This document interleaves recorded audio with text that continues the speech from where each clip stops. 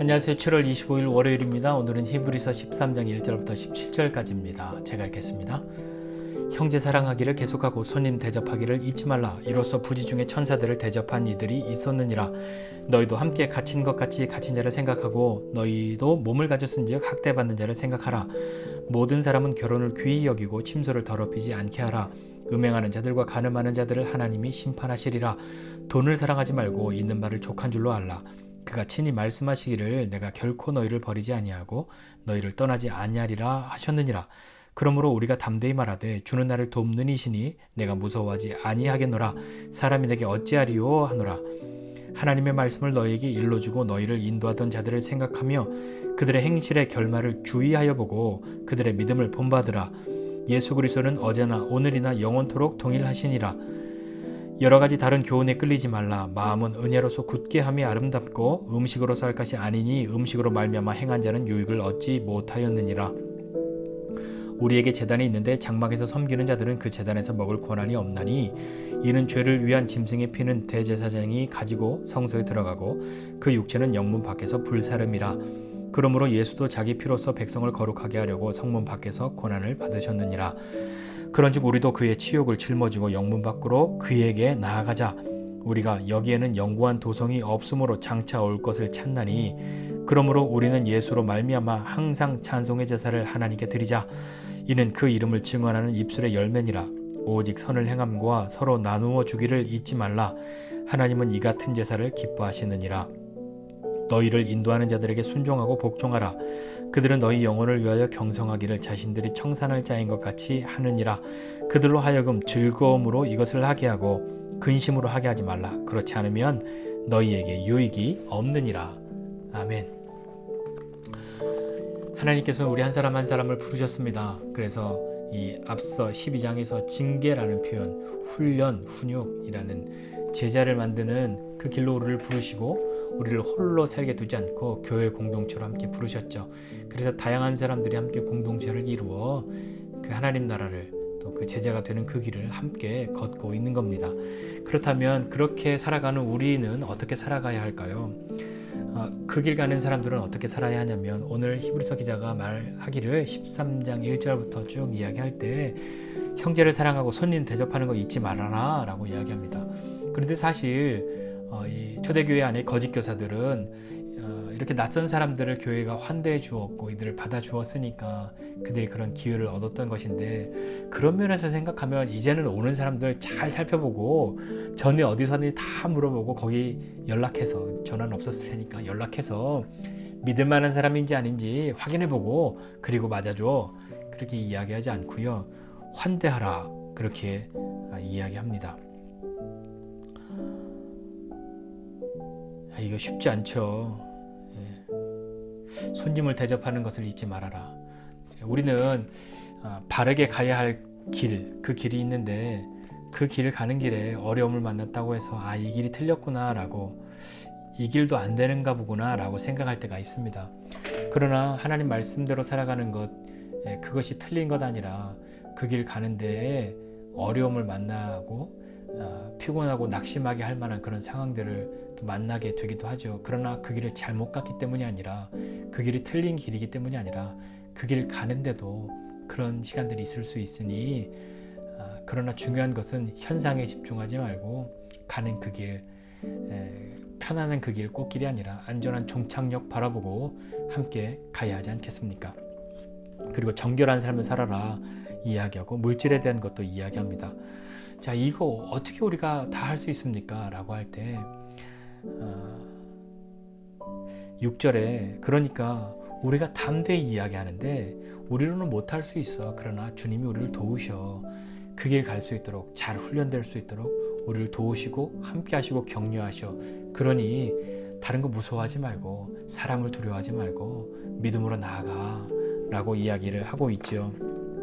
그러면서 어떻게 하나님 말씀을 너에게 가르쳐준 사람들, 인도하던 사람들 한번 생각해봐. 그들의 행실의 결말을 한번 주의해서 봐. 정말 믿음으로 갔는지 그런 듯 하였는데 끝났는지 잘못 갔는지 주의해서 보고 정말 그렇게 바르게 간 사람들, 그 믿음으로 간 사람들을 잘 바라보고 그들의 믿음을 본받아 라고 이야기하는 거죠. 믿음을 본받는 자가 되라 라고 하는 겁니다. 그건 단지 그냥 너희 되게 뭘 못하는 사람이 그냥 따라해, 뭐 수동적인 사람이 돼 라는 의미가 아니라 잘 보고 배우고, 그 뒤에 숨어있는 말은 이건 아닐까요? 너희도 누군가가 너희를 보고 저 믿음을 본받고 싶다, 저 믿음대로 나도 주님께로 나아가고 싶다 라고 할 수 있는 감히 그런 사람이 되면 좋겠어 라는 뜻 아니겠습니까? 그렇게 감히 누군가가 나를 본받을 수 있는 그런 마음을 갖도록 용기를 주고 격려하는 것, 그런 것 아닐까요? 그러면서 예수님은 어제나 오늘이나 동일하신데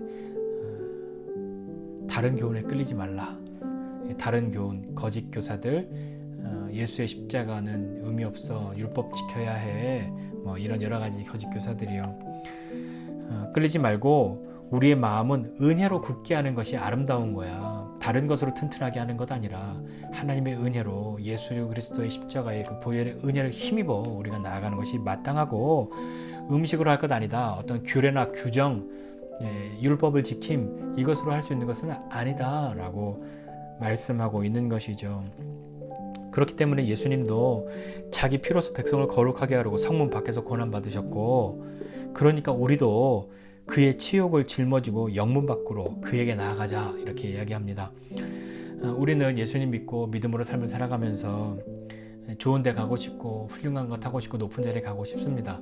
그러나 우리가 가자라고 소리치고 있는 곳은 어디냐면, 다른데 화려한데 높은데 빛나는데 다 우러러보는데 그런 데만 가지 말고 영문 밖으로, 고난의 자리로 나아가. 그런데 여기서 중요한 건 뭐냐면, 영문 밖으로 나아가서 나는 영문 밖에서 이렇게 멋있게 믿음으로 나는 이렇게 잘 살고 있어, 훌륭해, 그러니까 나를 따라와, 이렇게 하는 것 아니라 영문 밖으로 나아가서 어디로 가냐면 그에게로, 예수에게로 나아가라 라고 말씀하는 겁니다. 그러니까 우리는 어디에 있든지 항상 예수로 말미암아 찬송의 제사를 하나님께 드림으로, 짐승의 제사 드리는 사람 아니라 찬송의 제사를 드리는 사람, 그런 사람 되어야 하는데, 그건 뭐냐면 예수님의 이름을 증언하는 입술의 열매야 라고 말하면서, 그 찬송의 제사, 하나님 어떤 제사 좋아하시냐면 오직 선을 행함과 서로 나누어 주는 거야. 그거 잊지 마라 라고 이야기하고 있습니다. 짐승을, 화려한 것을, 비싼 것을 드리는 것, 그것 자체로 하나님 기뻐하시는 건 아니라 선을 행하는 것과 서로 나누어 주는 것, 이것 예수 없이 되는 것 아니고 믿음 없이 되는 것 아닌데, 믿음으로 예수의 이름으로 이 일 하는 것을 하나님이 기뻐하시는 거야. 그것이 하나님이 기뻐하시는 그런 제사야 라고 말하고 있습니다. 그것이 어떤 제사일까요? 앞서 13장 1절에 이야기했던 것, 형제 사랑하기를, 손님 대접하기를, 그 다음에 갇힌 자를, 학대받는 자를, 이런 것 쭉 아니겠습니까? 그렇게 하면서 이제 마지막으로 오늘 본문에서는 너희를 인도하는 자들에게 순종하고 복종해 라고 이야기합니다. 앞서 우리가 그들의 행실의 결말을 주의하여 보고 라고 이야기했는데, 그렇게 좋은 지도자를 만나는 것은 참 우리 인생의 복이죠. 저도 제 인생에서 그런 분들이 계셨고, 그런 분들 때문에 믿음의 길에서 때로는 흔들리고 연약했을 때에도 다시 돌아오고 굳게 설 수 있었던 때가 많았습니다. 저도 소원하기는 누군가에게 그런 사람 되기를 소원하고 있는데, 그들로 하여금 즐거움으로 이것을 하게 하고 근심으로 하게 하지 말아라. 근심으로 하게 하면 그건 너에게 유익한 것 아니야 라고 말하는데, 이 뭘까요?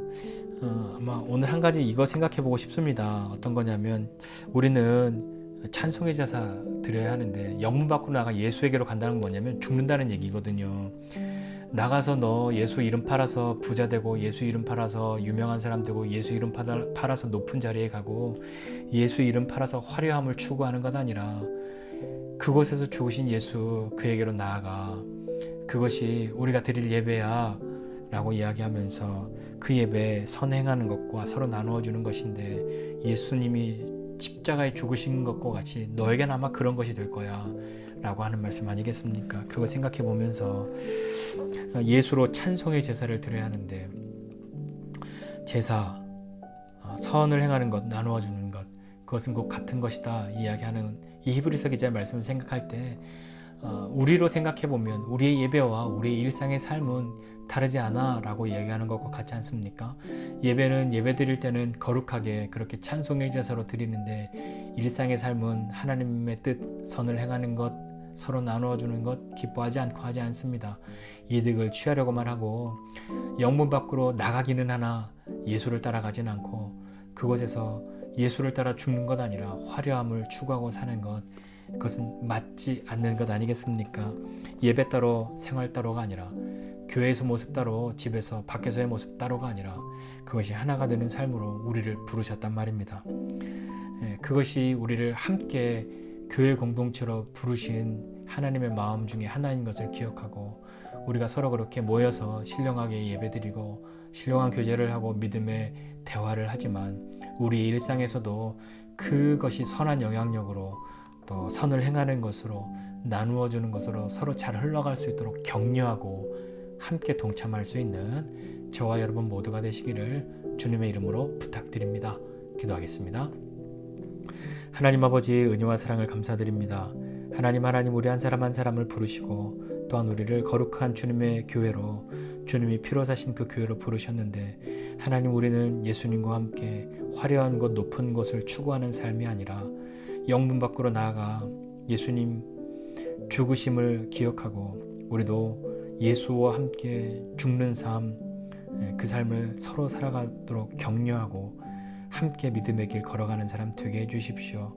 그래서 우리를 부르심이 하나님이 기뻐하시는 선을 행하고 서로 나누어주고 하나님의 거룩하심에 참여하여 하나님 섬기는 그 찬송의 제사가 우리의 일상의 삶이 되고 그 삶으로 하나님 앞에 다시 한번 노래하고 예배하고 그렇게 서로 나아갈 수 있는 함께 나아가는 우리 되도록 은혜 베풀어 주십시오. 감사드리고 예수님의 이름으로 기도드립니다. 아멘.